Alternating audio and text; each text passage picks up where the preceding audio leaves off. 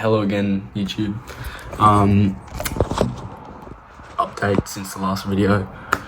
This was filmed about 30 seconds after the last video, the introduction to the channel. So yeah, and today in this video we will be building an electromagnet.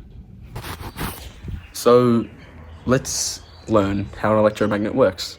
But first, let's just introduce the dog. Hello, baby. I love you. This is Kobe. He is about 12 weeks old, and I love you. I've just come outside as I was trying to prepare for this video. Anyways, Kobe. I love you. Now let's, like I said, learn how an electromagnet works.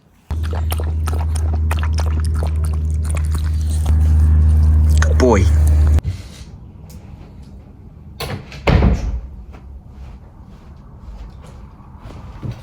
Right, now, let's talk about what an electromagnet is. An electromagnet is something that uses electricity running through a wire to excite those electrons, which create their own tiny little magnetic field. That magnetic field is the magnet part. So, when you see an electromagnet in real life, it will usually have a lot of coils like this. And the reason behind these coils is because each little tiny electron's magnetic field, as it goes through the wire, conjoins and makes into one giant one. So the more coils there are, the more powerful. But there's more to it than this. Another layer to this is adding a core to your coils. The core to this coil sort of focuses, especially depending on the shape, it can focus the magnetic field and amplify it almost. And so good materials are like steel, soft iron, and soft iron, which would be the more preferable one, can have up to something that's called permeability, and it can have up to 1,000, which could almost quadruple your results.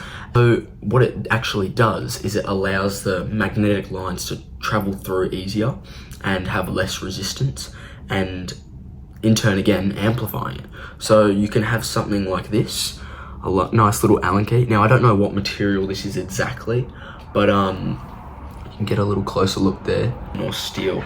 But what I actually did is I went around my house looking for a core that I could use, and I did it by testing how well it pulled on the magnet, like on the magnet on the Apple Watch, and then just to be sure items. But the one thing that I found is this. Now, this is a Stanley. That's quite big. Screw from your essential screw kit. I also tested it, and so what this means is that I can have length, and I can also have a good material. Now, let's get on to the making of our electromagnet. Interesting camera angle, I know. I've actually propped up my Wonderboom speaker to hold up the phone while recording, but I'll now introduce the equipment that we will be using. So let's clear this space. First up, we got 10 meters of wire that comes in around a general diameter of 3 mils. Now the problem and an issue that could arise later is that this insulation around the wire is about 1.1 to a millimeter thick, and so that could pose a problem in terms of keeping the copper nice and grouped together so that those magnetic fields can join nice, but we'll worry about that later. So we got the wire, the battery, and then we also have electrical tape for safety. So now going into this battery, it is a 12.8 volt and 12 amp hours, whatever, I'm no boss at this, battery, and it's a lithium one. And so pretty much the details about it are here. So I'll give you a second to read that, but you will, and so I'll unbox it here. Right, I don't know if this is the same camera angle, but I'm just gonna unbox it here. And yeah, this is pretty awesome actually. So I'll give you guys a close-up view. a nice little protector so I don't accidentally die. Let's get that out of here. So, right, so I've got the battery, but now here is a problem with, I'm gonna have to scoot down. So pretty much, if I connected this system right now to this battery. Oh man, the building is on fire. I probably have a good chance at burning my house down. The reason behind this is because current that the battery would get demanded for by this coil would be over 200 amps, and that will kill this battery. So what I had a problem with was that very issue, blowing up my house. Not blowing it up, but burning it down. And so what I did is I went searching online and I found some buck converters, some pretty cheap ones, 2 for $30.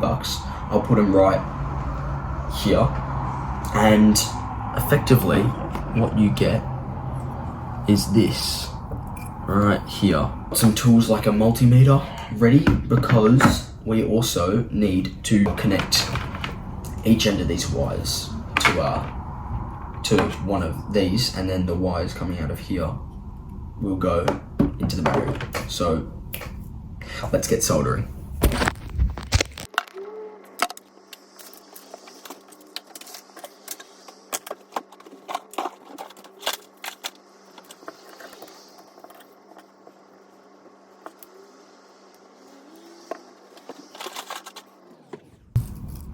There's the solder. Here is our soldering iron, little boost button, and we're just using a regular pointed tip. Now, let's go wet this.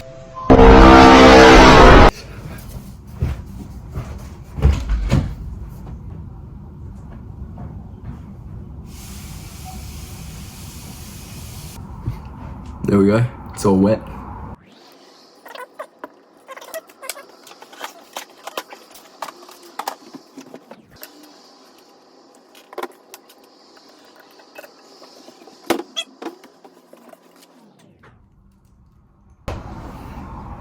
Now, all we're going to focus on is crimping these 2 end wires, and then we're also going to focus on cutting off some excess wire, not from this coil, because my calculations have been done with 10 meters, and then soldering those on to some prongs. Now, back to the time lapse.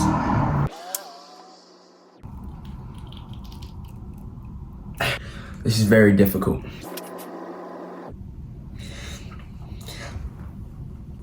Right, I don't think my crimps are big enough, to be honest.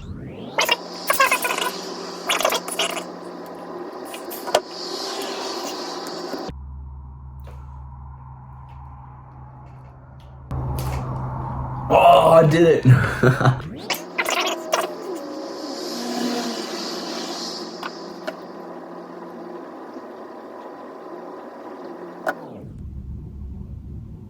Hold on, that was so much better. I literally just pulled it off. Oh my shit! Oh fuck, that's on. Oh, okay, I gotta be more aware of this thing. Right, you know what? Okay, hold on, pause.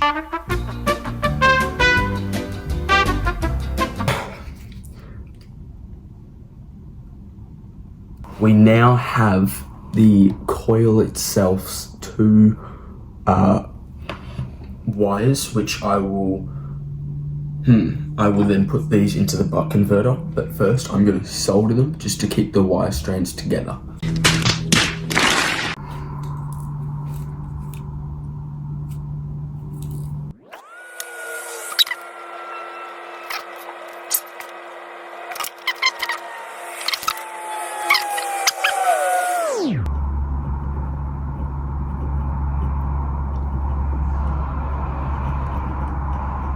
Good.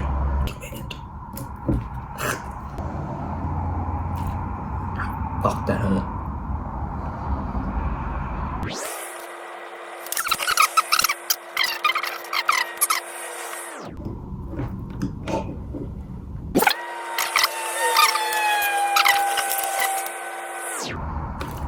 Oh.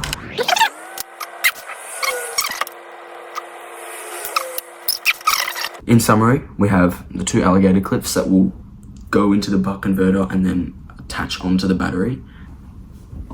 Coils, wires, which will be the coil. Right, let's roll. Firstly though, I completely forgot, the buck converter needs tuning. So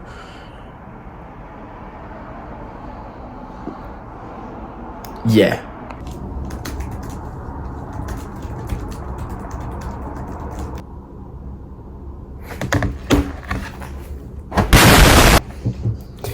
Right, now that we've figured out what the CV and CC, it means constant current and constant voltage. So yeah, let's get to it. Okay. Never done anything like this before. So I'm now looking at this, and if you see there,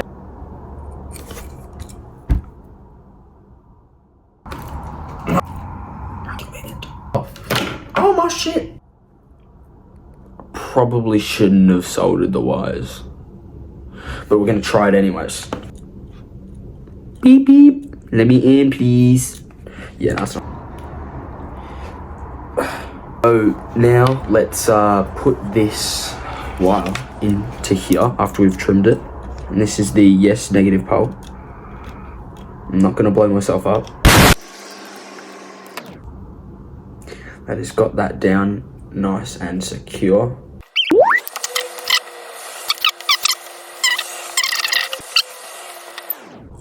Okay, so now we have the buck converter on the clips, doing a little dance, and I'm genuinely scared right now. Okay, right, here we go.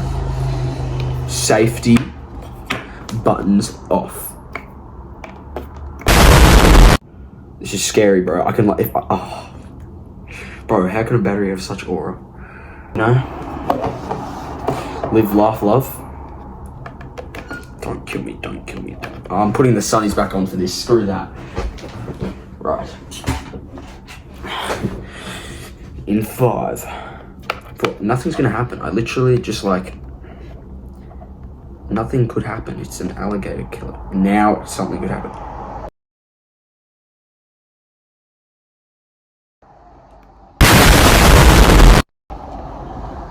Oh, it's on. Okay. Look. Okay. We got a light. And oh, that's cool. I can turn it on and off. Oh, that's like an on and off switch for like what? Ah, sick. Are you serious? Now I'm gonna do this part off camera. Actually, you know what? No, we're gonna do a time lapse. But I'm not messing around with this much power just to like mess it up. Bro, look at that. I unplugged it and the light is still on. And this isn't connected. We ain't gonna be in no fire, not today. Let's roll.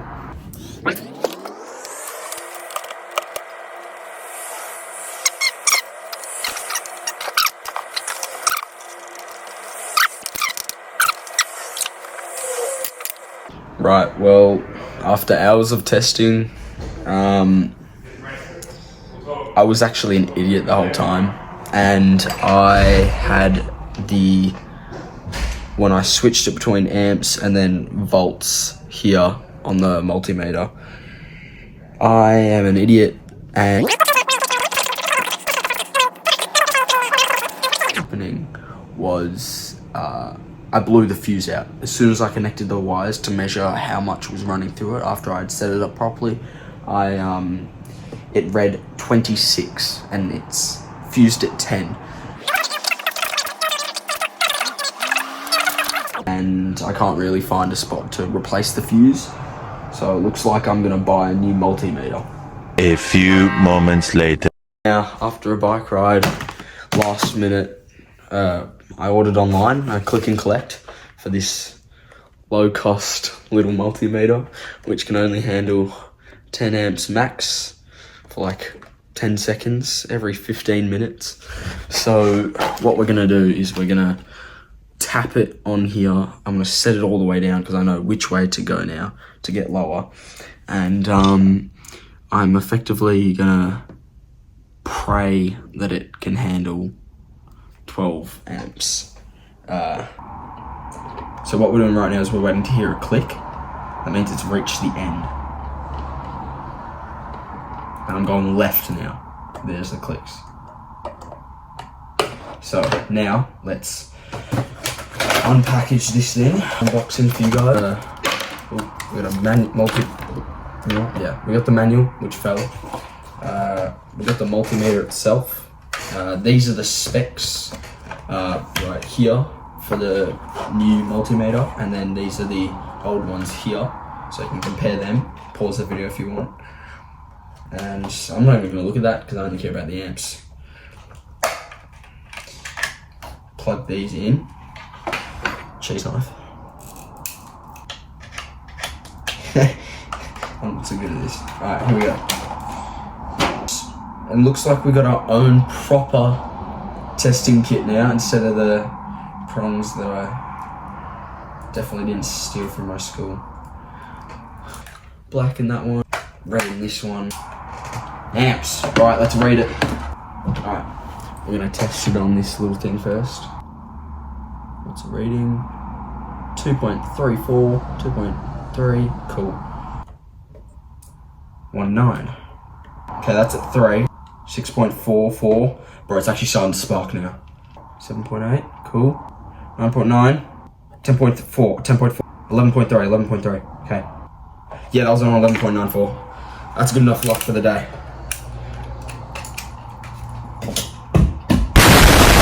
I felt like Elon Musk just then. We're ready. Or actually, I'm actually tweaking out now. Okay. Time for the scary shit. We gotta charge this thing.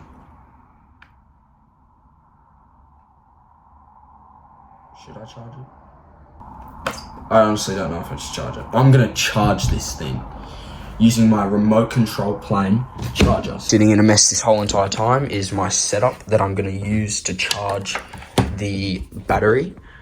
And pretty much we're just gonna 1, 2, 3. Yep, come on, take your time. 3, okay. Now we need to set these LiPo battery. Yep, cool. As in like lithium. Wait, hold on. I don't know what one it is. What? DJ. We're gonna go balance charge. Yep. Yeah, we're gonna go like 3. Cool, we're gonna go videos like this and this. Don't forget this one. Sort of make me paranoid to mess with a battery I've never charged, like battery type that I've never charged before. So math isn't mathing right now. And chuck it on the 13.2 volts for 4 cells. It is 4 cells, but the volts doesn't say the same as.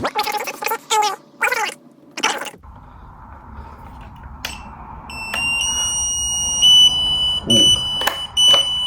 Bro, what the fuck is happening? Okay, I don't know what I'm doing. I didn't go balance charge. I am kind of worried. So you'll see this when it is charged. There are a few problems with charging the battery, but I've charged it up enough and I'm gonna begin assembly of the coil now.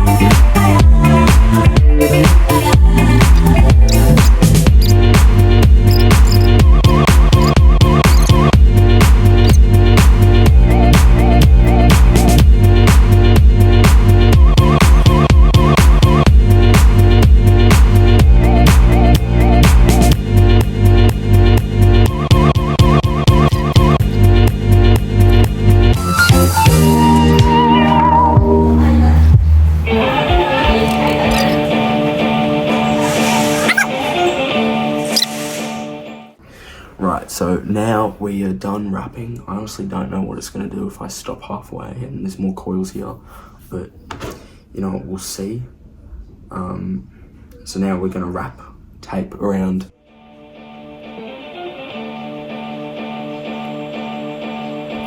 Ta-da!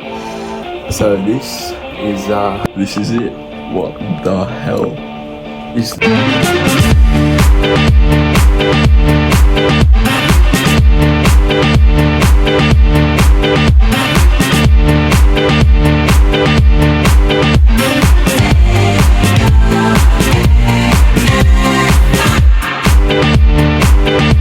This is the first test. Shit just like blows up in my face. Oh, do you see that shit?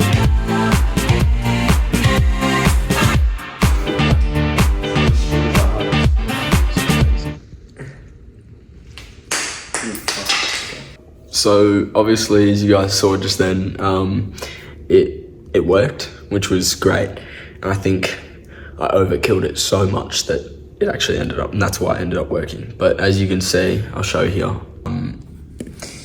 the wires aren't really, they don't really, like, you can see at the top the best, they don't really go with each other, and so I'd have to like rewind it. But next time I rewind it, it will be not angled. I'll try to not have it angled, and I'll try to make sure it's all spinning like clockwise, for example. And so that was how I made an electromagnet. To end it all off, honestly, people please, who know more about this than I do, please give me tips, help me out. If I'm being honest, I didn't meet my standards or what I wanted at all. I mean, I know it might sound silly, but it was meant to lift around the numbers of 74 kilos, but you know, I only ended up lifting something that weighed maybe about 600 grams, 800 grams. And I don't know if that's to do with my wiring going wrong or anything, but I will be going in to figure out more about this. But I'm for now going to take a break because I've been working on it the past few days, and I would appreciate anyone who wants to help out or even chuck a subscribe or a like, anything, just to sort of know that it's going out to the people that I'd like it to go out to. Anyways, see you guys all later. Bye-bye.